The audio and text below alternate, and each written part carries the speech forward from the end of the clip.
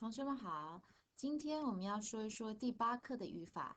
第八课是中国电影 Chinese movie. So in this lesson, there are three grammar points we need to cover. The first one is using the simple comparison phrase combined together with degree of complement. And the second one is a new pattern using to emphasize things in a sentence. The third one is also a new grammar point. It is using 对, previously learned as correct or right. We're using 对 as a preposition. Alright, so let's go back to the first one. Using simple comparison combined together with degree of complement. So before we start, before we put the new, this new pattern,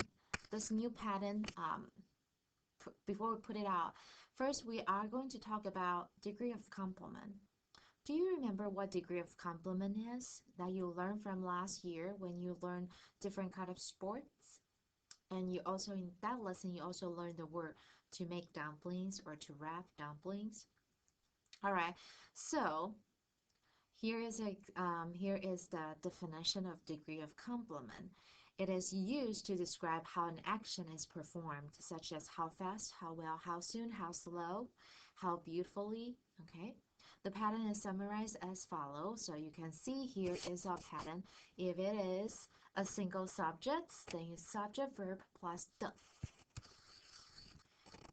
adverb, adjective at the end. Okay. For example, here, 他跑得很快. So 跑 is your single verb. 跑 means run. He runs very fast.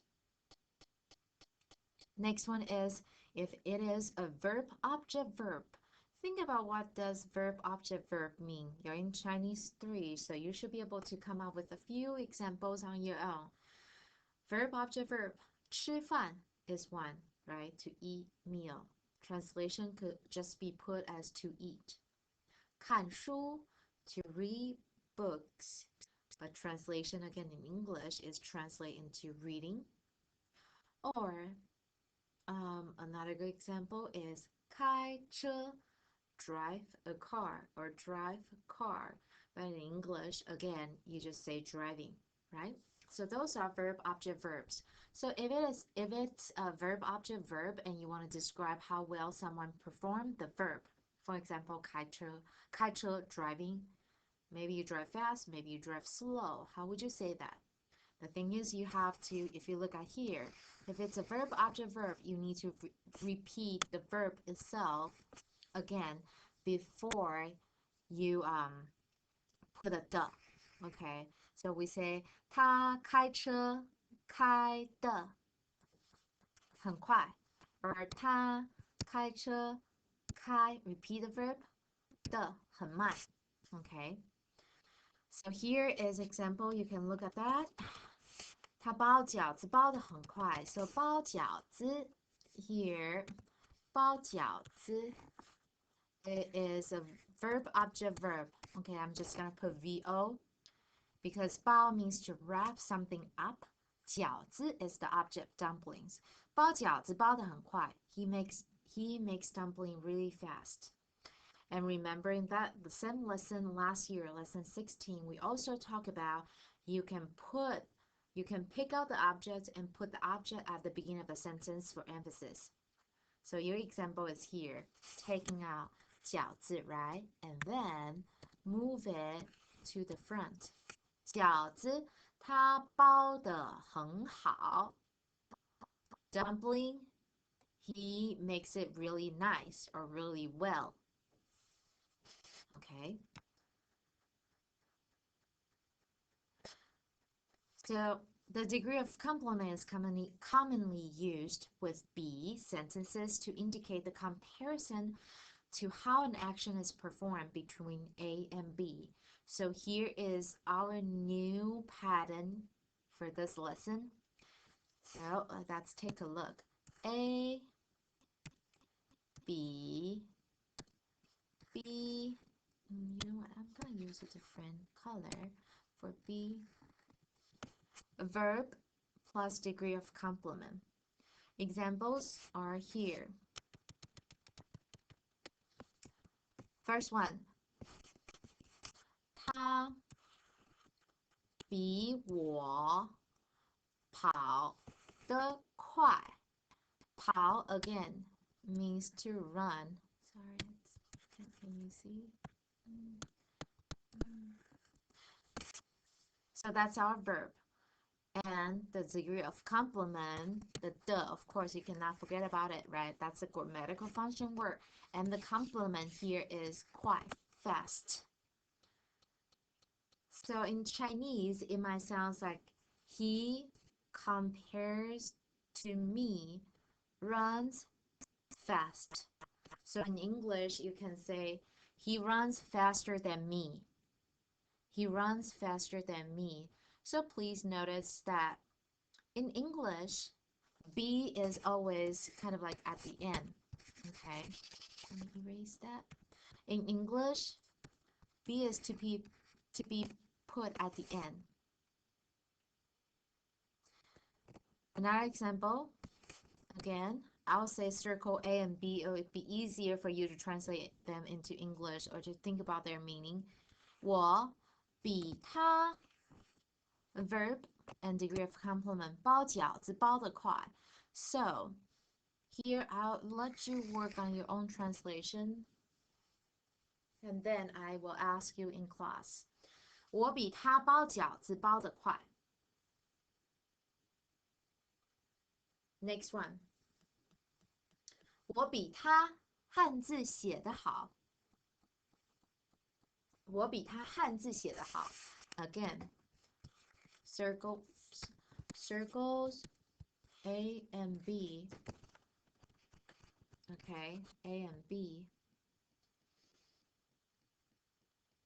And then translate that into English. Next one.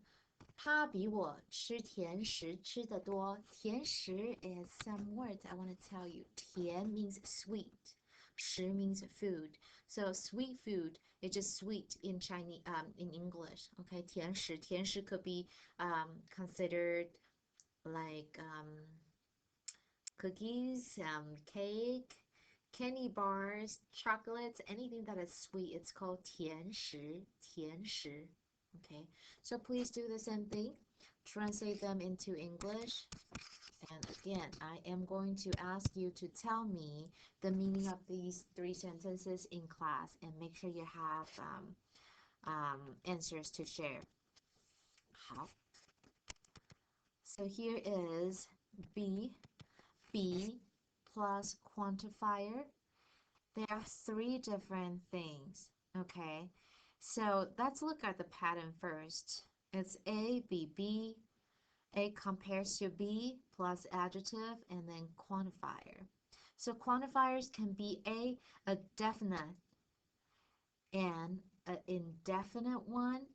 And the third thing is it could be like a fraction or it could be like times, like 3 times more or 2 times less or 1/3 more or 1/3 less. Okay, so let's look at definite quantifiers. What are the definite quantifiers? For example, a number and a measure word. So if you want to say he is 3 years older than me, so we are following, remember we're following this pattern here. The same thing, you have an A and B adjective and quantifier at the end. So here in Chinese, our example, 我比他大3岁. So in Chinese, it sounds like I compared to him old 3 years. So 3 years older. Okay, I compare to him old 3 years. 大 here doesn't mean big. Remember when we ask someone how old are you, if the person very obviously look probably the same age or younger than you, then you can say 你多大. It doesn't mean how big you are. It means how old are you? 你多大? Okay, so 我比他大3岁. I compared to him, old, 3 years. So I am 3 years older than him. That's how you say in English, right? So here, as you notice, I underline the A and B, so it'll be easier for you to understand how do we put together a sentence like this in Chinese. Okay, so the second example I'm going to give you, 去中国的飞机票 airplane ticket going to China is my A. B compares to 去日本的飞机票 airplane ticket go to Japan. Adjective here is 贵 expensive. And here is our definite quantifier. 50块 50块 Okay, change this thickness.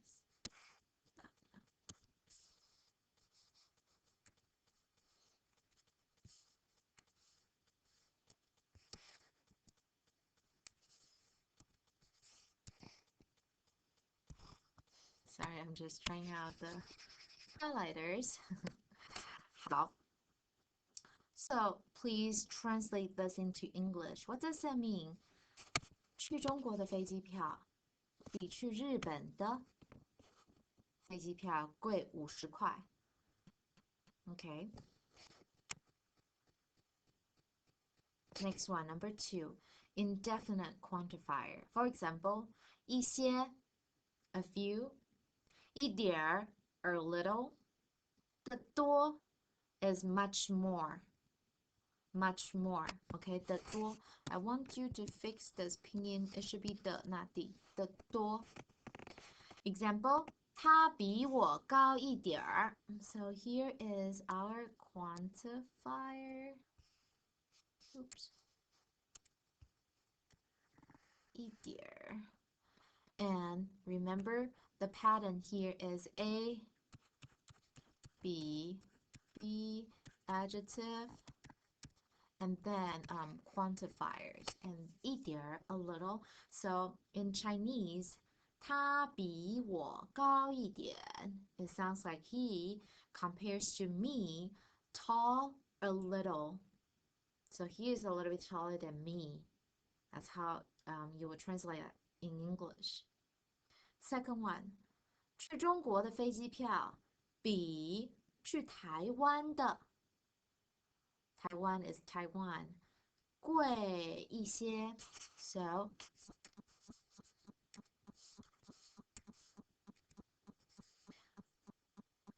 一些 is again your indefinite quantifier.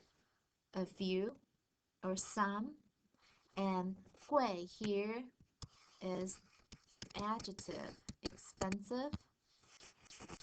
So please write down English meaning down here. Next one, 我爸爸的钱我爸爸妈妈的钱比我的多得多 Remember, the 多 means much more, and 多 itself, the adjective means more. So more, much more. So it's just much more than mine. So my parents' money, so this one I'm helping you. I'm marking this for myself. My parents' money compares to me is much, much more. So you can say my parents' money is much more than my money, than mine. Here I did not repeat the money again. Okay, it's because it might sound redundant. 好 So next one, 我的鞋子 my shoes 比我室友的鞋子 Again, here I can actually take out the word 鞋子 Okay, if you have it, that's fine. If you don't, it's just, kind of demonstrate that you know which one to drop or where to drop the word. It might sound a little bit redundant and it might show you are a little bit more advanced. 我的鞋子 my shoes compared to my roommate's shoes. 少 means fewer, less. So less, much more. 少的多 means a lot less. A lot less because less 少 and 多 is much more. So less, much more, it's just a lot less. Okay, 少得多. It might seem a little bit weird to have 多 still at the end and then you have 少. It's like a contradiction, like less and more. What does that mean? But you have to memorize as 得多 blank 得多 is much more blank. So if I say 漂亮得多, much more prettier. Or if I say 高得多, like much taller. Okay. 好. Next one, the last one about the quantifier. The third one is fractions and times. For example, half, 一半. 1/3, it's from the previous lessons, right? 1/3. In Chinese, it's kind of reversed, right? We say 1/3, 1/3. And the third one is 五倍, the word 倍. 倍 here means times. So 一倍 one time, 两倍 two times. Okay. Continue example. 我们的学费 Do you remember what 费 means? 费 means fee, a fee. 学 as 学校. So study fee. You can probably guess what that is, right? The thing you pay school. It's your tuition. So 我们的学费 our tuition compares to yours 你们的少 is our adjective. Remember the pattern. And then you have your quantifier. Here we are using the fraction and times. 一半少一半 it means half less. So let's use a very easy example. Maybe your tuition is 1,000, mine is 500. So I can say, oh, our tuition is half less than yours. It's 500. Okay, 少一半. It's like less half. So half less. Okay, 少一半. That's how we say it. 少一半. Quantifier goes at the end of the sentence. So please do the same thing here. Write down English. And same thing here as well. And I think for this part, easier for you to identify and know what you are comparing is. Do the same thing. Either underline the A and B or circle the A and B. 洛杉矶的中国人比你们那儿的多10倍. 倍, remember, it's here, means times. 今年的9年级 means ninth grade. 年级 is grade in like a grade level at school. 比去年的 so here is your A and B. 多 again adjective. 1/3 1/3. 好. So now we just finished the first one. So 换你试试. I have divided into 3. The first one, of course, you're using definite quantifier. The second one is you're using indefinite quantifiers. And the third one is using fraction and times to do the translation. Okay, so please make sure you do this and be prepared to read your sentence out loud in class to share with your classmate. You can pause it here and finish it. And we are going on to talk about number 2. 连都/ 也. This is a pattern used for emphasis. The part is emphasized is usually the subject, the object, or the verb of a sentence. Sorry.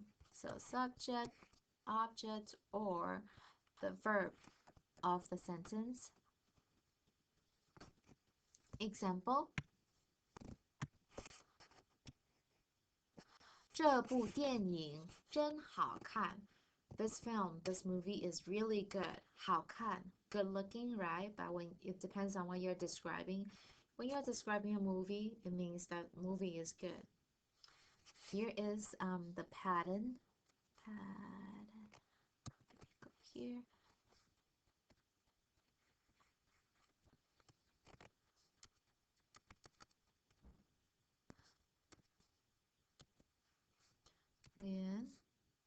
and do is here. Circle there. Remember we say what's the pattern? Lian, and then here we emphasize sometimes could be subject, could be object, could also be a verb. Okay, so 连我都看了两次，连我都看了两次。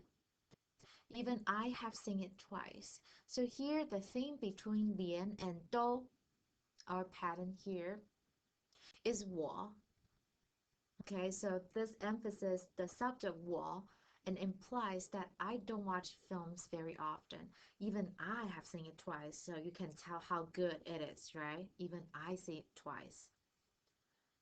好, let me give you another example.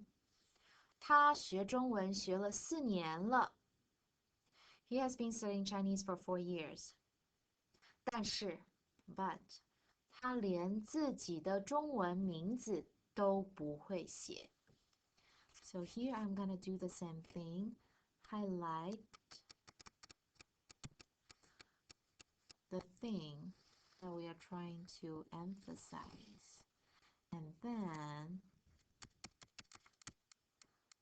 circle the 连, the pattern, right? Emphasis pattern. 自己的中文名字, let's look at this first. 自己 means oneself. 中文名字 Chinese name. So his own Chinese name is the thing we're emphasizing on.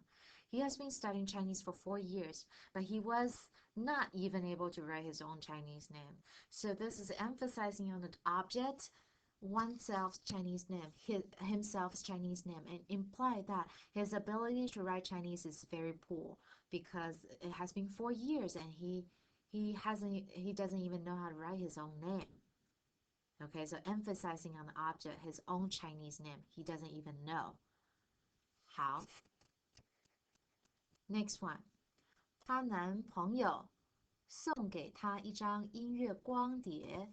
So 音乐光碟, 音乐 music, 光碟 is just the disc. Okay, so a music disc, so a CD. I don't even know if you guys use CDs anymore. 她男朋友送给她一张音乐光碟，她连听也没有听，就把它放在旁边了。So please do the same thing. 听 is the verb. And then here is the 连也. Remember 连也 or 连都? If you look down here, they are the same thing and they are interchangeable. Either one is fine. There is no rule for them, okay? So you're emphasizing on the fact or the object. I'm sorry, not object, the verb. The verb, listen. 听也没有听，就把它放在旁边了。Her boyfriend gave her a music CD. She did not even spend any time. Why did I put any ting? Time. I will definitely change this before I post it. Any time listening to it before she put it aside. The emphasis, this emphasis, the action 听 and imply that she had no interest in it at all. Very sad, indeed. 好 So please note, excuse me, the emphasized part is usually placed between lian and do. I'm pretty sure by now you should know. Sometimes lian can be omitted, but do or ye can never be omitted. Okay. So translation, translate the following sentences. I have 3 for you. Since lian do is very, very new, like brand new. So I am giving you a little break. I want you to translate these into English first. We will do more of English Chinese translation, either verbally or written form in class. Okay, so there are 3 of them. So I am going to suggest you highlight the thing that is put between 连都 or 连也, so you can emphasizing on what is the thing we are trying to emphasize. Okay, so please do that, and I'm pretty sure it'll be a lot more helpful for you to translate the sentence correctly. All right, the third one is the last one for this lesson. is preposition 对.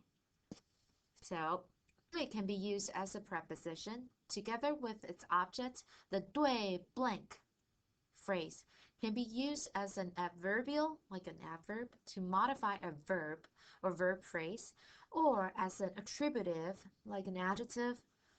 Excuse me, after almost 25 minutes of talking, I'm losing my voice. Or as an attributive to modify a noun or a noun phrase, like an adjective, okay? Here are some examples. First is you're using 对 blank phrase as an adverbial modifying a verb or verb phrases. So you can see here, 有帮助 is definitely a VP, a verb phrase. Sorry, 有兴趣 to have interest. 有帮助 is also a VP. So here is our VP. 有帮助 to have help. So the translation is be helpful. 有用处 to be useful. Okay, so here is my examples. Oh, here's another one. I'm sorry. 有利 利 is a verb. Okay, 有利 to have benefit. So to be beneficial. Example, 他对中国文学有兴趣. So here, 有兴趣 to have interest.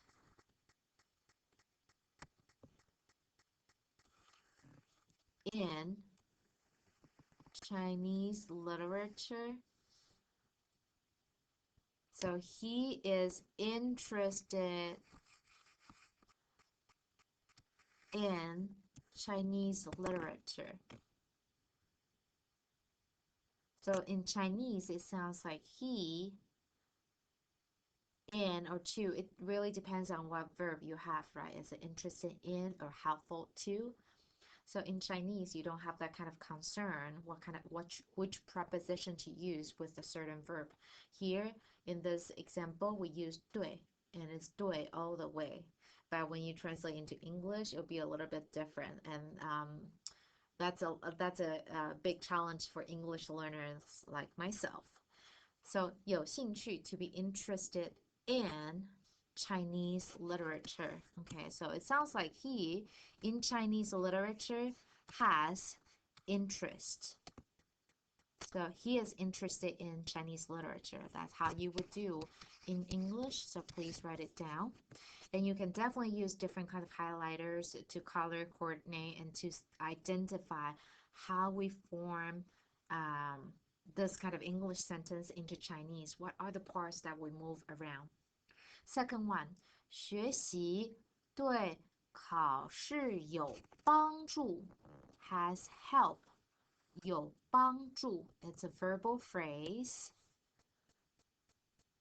Has help.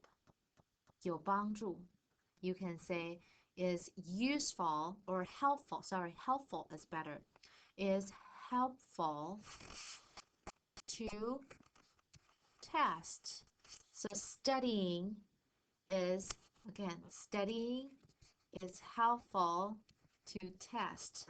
So that's the order in English, right? Studying is helpful to test. Next one, 游泳 swimming.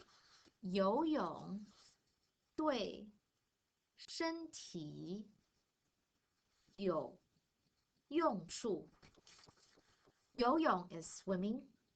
用处 here, you can use it as a noun, means to use. 有用处 here is good for. So let me highlight that.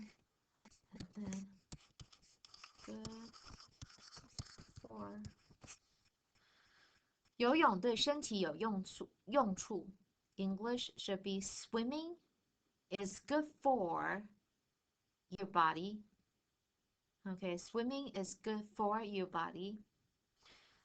Next one. 学中文对找工作有利. So please do the same thing, highlight the verbal phrase, and then also you can circle the 对 phrase. So studying Chinese is beneficial to or for looking for a job, to looking for a job. 好, so please make sure you write down English right next to it. 好, so we are almost finished, almost done here. B is using a 对 blank phrase as an attributive to be followed by a 的 plus a noun or a noun phrase. So 对 blank 的描写 is vocabulary, means describe, to describe, or a description. So it could be a verb, could be a noun. 帮助 help could be also be a it could be a verb, could be a noun. 介绍 same thing. Introduce, introduction. Okay, so here is, if you want to say that, let me use the example to explain to you, it'll be easier. 这部电影 部 is a measure word for movie, 电影。这部电影对感情的描写 So here is 的描写，对感情的描写，很细腻。细腻 means in detail, very dedicated. Okay, 细腻。So you can translate into this movie's description of the emotion 感情 or like a love or affection 感情 is very dedicated, very yeah, I think dedicated would be a good translation. So you can say yeah, you can say that this movie's description of 感情 would be let me double check on the textbook, because there are different ways to say it, and I want to tell you the correct one. 感情 emotion. Okay, so in the book it says emotion, and then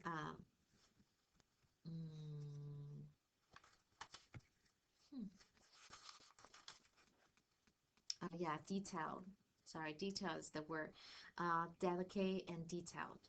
So the description of emotion in this movie is very detailed or delicate. 这部电影对感情的描写很细腻。And the second example is 他对我们的帮助，我们永远都忘不了。So here you have 的帮助 help, and then circle 对我们。So again, you know the order, right?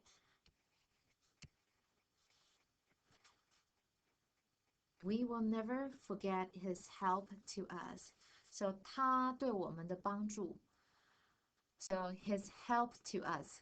So you can actually kind of predict a lot of English learners, they would say in Chinese, they would say 他的帮助对我们, which is completely incorrect, because in Chinese, we say it 他对我们的帮助 is like flipped. So make sure you don't make the same mistake. I know you might when you're practicing, but our goal is to let you understand that's how now we say it in Chinese, and you should get used to it and say it in the correct way. Okay? 他对我们的帮助，我们永远都忘不了。永远 means forever. 永远都忘不了 cannot forget. So we will never forget his help to us. Next one. 这部电影 again, 部 is a measure word for movie. 这部电影对中国历史的介绍 So here is our noun, and here is our 对 blank phrase. 中国历史 Chinese history, history of China. And so it's 1, 2, and 3, right? 讲得很清楚讲 means to speak. 清楚 is clear. Okay, 讲得很清楚. Here is the verb plus the plus complement, right? This is what we have been talking about. So his introduction to Chinese history was spoken very clearly. Oh, I'm sorry. I'm reading the wrong translation. I uh, I was looking at the textbook and I think I tweaked it a little bit, so that's kind of erase that. Don't write it down yet. I'm sorry. 这部电影 this movie 对中国历史的介绍 so the introduction of Chinese history in this movie is spoken very clearly. So that's how you should translate that. This is what happened when you're filming for a long time. You kind of just want to finish it. We're almost there. So now it's your time to shine. I have three, yes, I have three right. Yes. Oh, what happened to my hamster? Oh, well, it's on the next page. Ugh. Oops. 好.